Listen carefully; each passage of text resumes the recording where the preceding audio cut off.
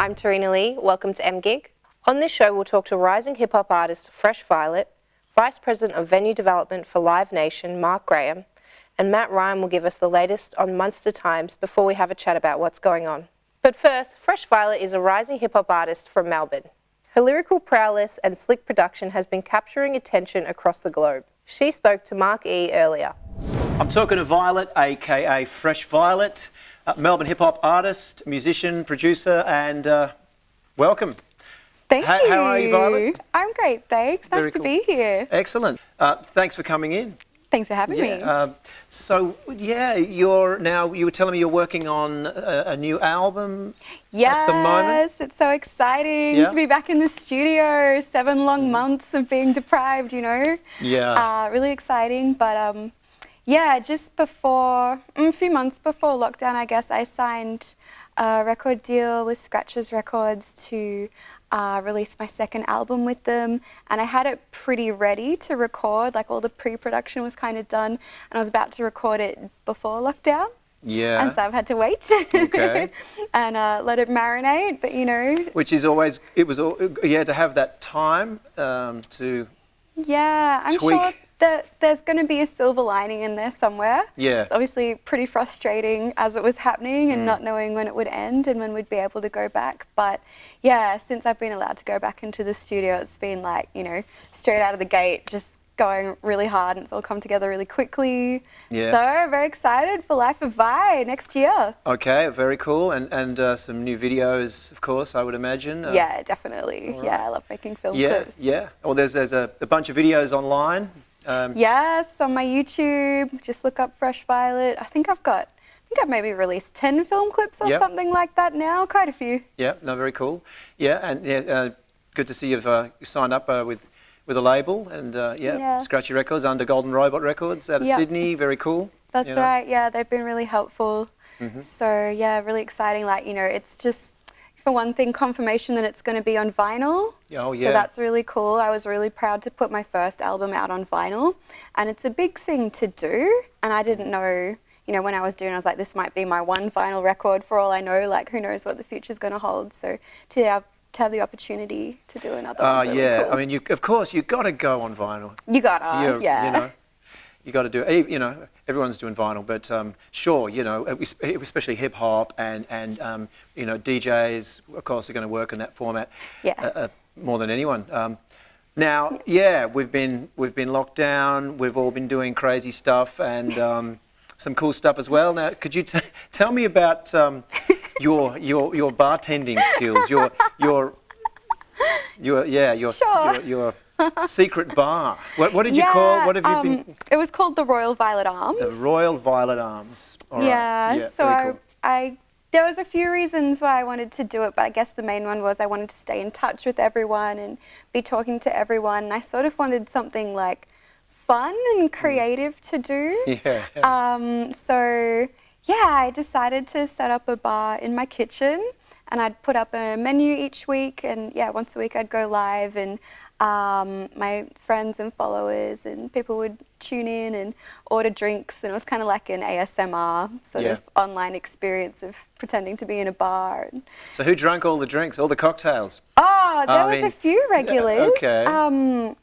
There was actually this guy that started coming in each week. I think his name was Bob. And he'd always talk to my mum and be buying my mum cocktails. Okay, so that was very funny. There's a small group. There's what, 4 or 5 people. More even. So how many people did you have actually coming around? I mean, that's the thing. There's no capacity when it's online. So sometimes like 20, 30 people would be in the bar and be really happening. But they couldn't have a drink. They have to pull their own at home and watch you carefully and copy what you Yeah, that's true. Yeah. That's true. So your mum drank all the drinks you made, or you know, or just make one. Well, she was watching as well, so she wasn't on screen. Sometimes I'd get cameos from. My dog was a big part of it, and my housemates would sometimes pop in the background. Yeah. But we found a few creative ways to do stuff. There was a trivia night one night. We sort of collaborated with different people sometimes. Yeah, no, it's a great idea. Just having your own, you know, your own venue, your own pub. It was fun, yeah. You know, great concept. Oh, I'm still trying to figure out, you know, how does it work? It's sort of tricky to explain. You've got to make your own drinks at home, watch you and sort of, you know. Well, a lot of the time it was for the company. So people would be sitting in their house, you know, having their beer or whatever they're drinking at home. But, you know, they could talk to me and be like, oh, I'll have a, you know, a margarita, and I'd have to shake it up and pour it out for them. And no, it's a really interesting concept. You know, we've seen the, you know, nightclubs having parties, you know, and they've got a DJ and people, you know, are clicking on and you know, going to the nightclub for a few hours. But to actually, have a, I hadn't heard of that one where we've got, well, not just a virtual barman or a bartender, but you're an artist, you're a hip hop artist, and they're making drinks and just trying to stay connected, which I think is great. Yeah. It's very cool. Thank you. No, really good. Yeah. Thanks. Dig it. You know, we were thinking of doing like a cooking one, but you know, that's still in the pipeline. Maybe we'll, you know. Yeah, they've been popular. I've got a few friends that have been doing cooking shows and all kinds of things on live stream and Twitch. And we'll have to roll in the sink and the oven in here, and you know. Yeah, and if you need someone to make you a cocktail, or you could have the bar in the corner. And, yeah, that's it. The Violet Arms. Yeah, lovely. All right, cool. So yes, album, into the studio, recording in Melbourne. Yeah, okay. Yeah, I record with my friend Dom Cork. Dom Cork? Yes, Dom? Shout out Dom. Hey Dom. So we produce a lot together and he engineers and mixes it all. Okay. And there's going to be a cool few features on it. I don't want to say too much yet, but we're sort of in the final stages of roping everyone together. And yeah. And look forward to seeing you out there live, the new album. I guess when you can get out live. Yeah, I can't wait to get back up on the road and be doing shows again. So just stay tuned, and I'm sure we'll have some announcements soon. Okay, so let's check out Cherry from Fresh Violet. Heat up, yeah, I wanna see you shimmy. Everybody in the place, get up and rock with me. Need to make the beat bang till you feel dizzy. Think you do it better, like, ooh, you're so silly. Ooh, what you think don't matter. Got the top shelf like you're gonna need a ladder. Everybody know what the truth is. Stay up in the kitchen and we all know where the proof is. Put in work, you can't replicate. Hard yards for the bars, yeah, I dedicate. Get you to the next level, yeah, let's levitate. Said you watched me, baby, cause I'm never late. I flex. Rosie the River, the pinnacle, pimp tip when I live it up. Giving it everything I got till I'm done with. It's V or that chick you're all in love with. Do you wanna try your luck? You could be the cherry on top.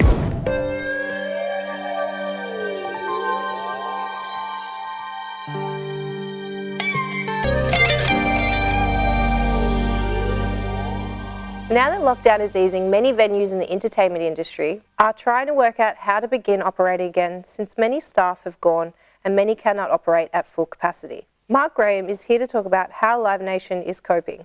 Thanks for coming in today, Mark. How are you? Good, thank you, Terina. With obviously lockdown this year has changed a lot in terms of the music industry within Australia. And now with restrictions easing, a lot of venues are slowly starting to open up. What are some of the problems that you think these small venues and large companies like Live Nation might experience over the next 12 months trying to get live music happening again? Yeah, well, probably the two biggest hurdles is first off the cap that government have implemented.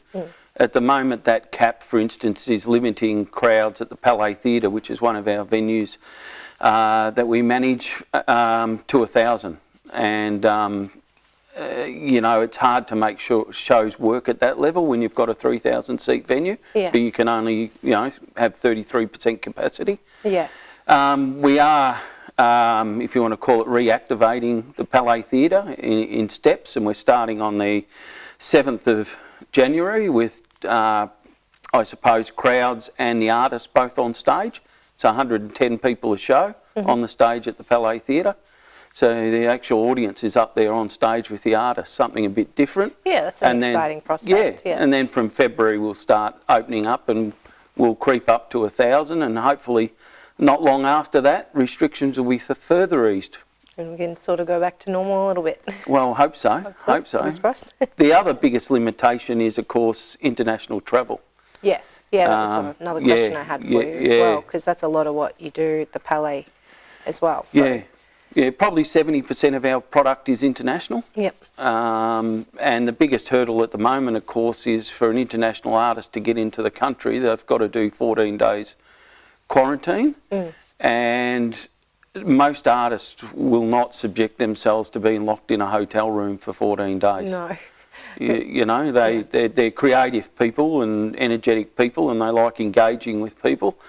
And to lock them away in a hotel room for 14 days, they're simply not going to make the journey to Australia. So we've got to come up with a solution with government where they can enter the country, they can still be in quarantine, but they have the ability to access a gym or to access a pool or Have to some walk in sort a of yard. normality.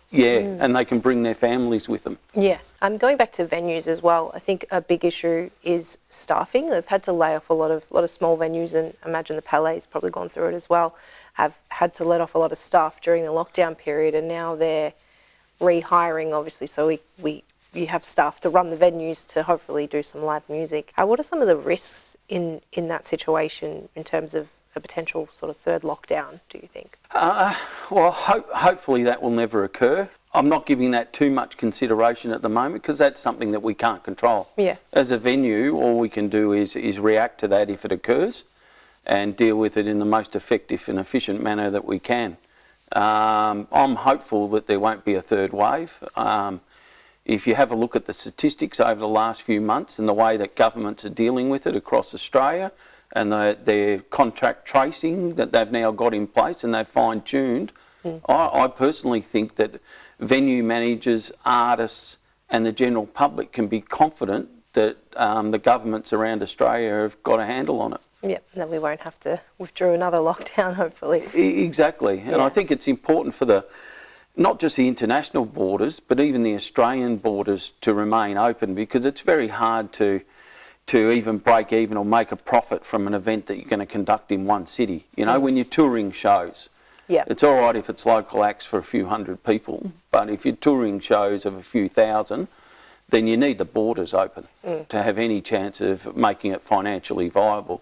And I know at the moment Live Nation, they're not looking at necessarily making any money from shows in the foreseeable future.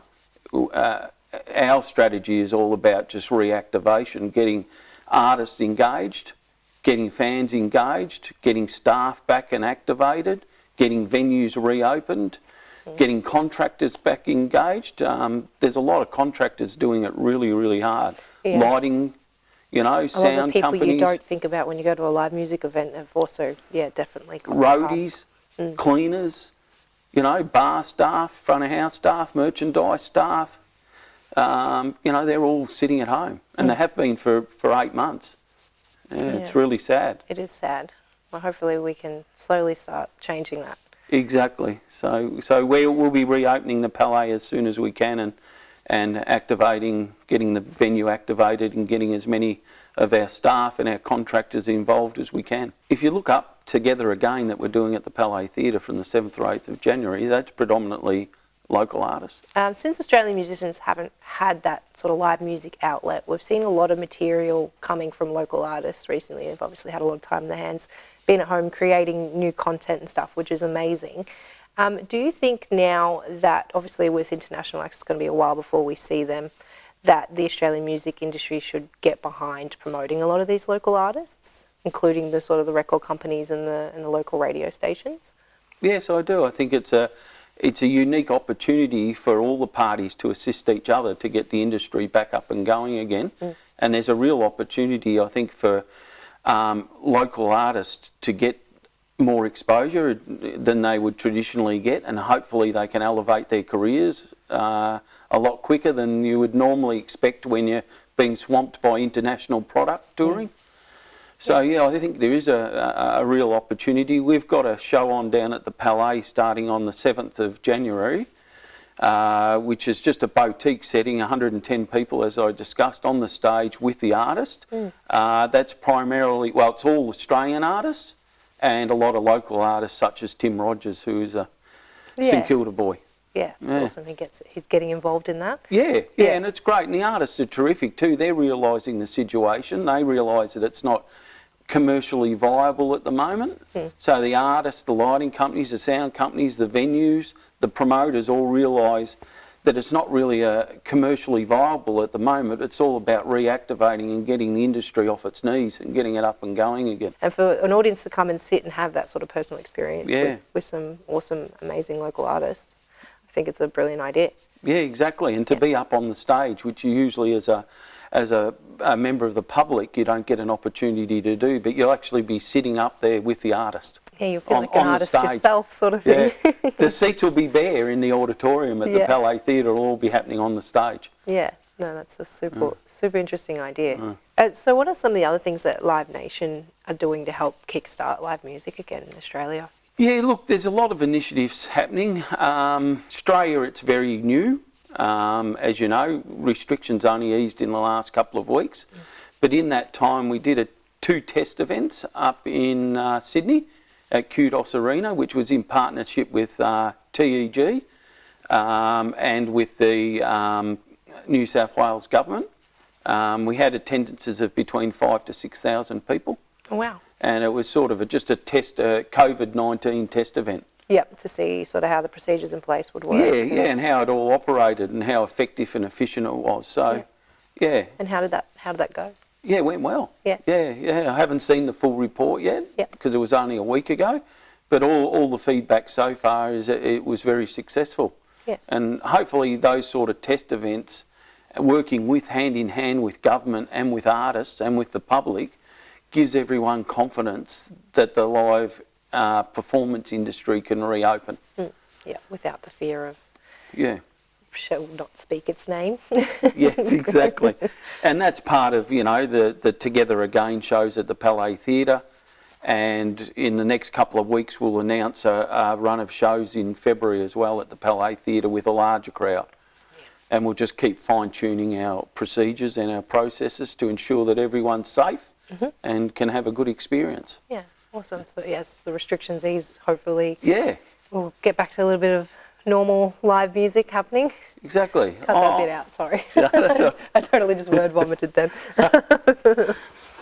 Yeah, I'm optimistic that the future's very bright and things are going to turn around a lot quicker than a lot of people expect. So Live Nation is also operating in New Zealand. How's that been in New Zealand in terms of events? Yeah, look, it's been terrific. We were able to reopen a couple of months ago in New Zealand, and the team have been very active over there. There's been no restrictions regarding capacities, the size of audiences. It's primarily been New Zealand artists to date, but some of the shows have sold extremely well. We're currently touring the Wiggles. Oh yeah, classic, the which Wiggles. is selling really well. Yep. New Zealand's embraced live music and live performance, and things are returning very much to normal. We've just got to open the borders with Australia. So slowly all the states are opening back up to New Zealand, and then at least we'll be able to create a tour between Australia and New Zealand, and then it'll be financially viable, I think, to start bringing out some international artists. We've just got to sort out the quarantine situation. And there's discussions going on at the moment between our CEO and other major promoters and governments in Australia about how we overcome that. Thank you for joining me today, Mark. Thank you, Terina. And I can't wait to see what else Live Nation does for Australian music.